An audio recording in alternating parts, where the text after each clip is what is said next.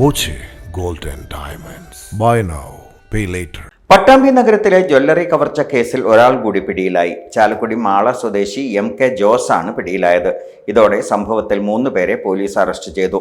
September 25-ന് Pattambi railway station റോഡിലുള്ള ആരാധന ജ്വല്ലറിയിലാണ് പൂട്ടും ചില്ലും തകർത്ത് സ്വർണം കവർന്നത്. കേസിൽ 2 പേർ കഴിഞ്ഞ ദിവസം പിടിയിലായിരുന്നു. 8 പവനോളം സ്വർണം കവർന്ന കേസിൽ 3-മനും വയനാട്ടിൽ നിന്ന് പിടിയിലായി. തിരുവനന്തപുരം സ്വദേശി ബിനു, ചങ്ങരംകുളം നന്നംമുക്ക് സ്വദേശി റഫീഖ് എന്നിവർ അറസ്റ്റിലാണ്.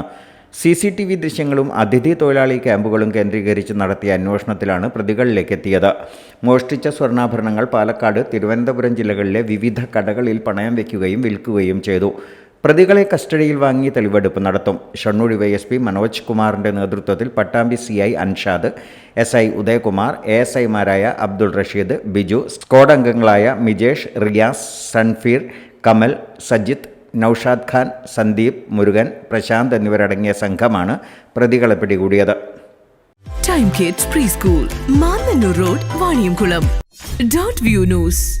കാഴ്ചകളാണ് ലോകം, കണ്ടു തുടങ്ങുക.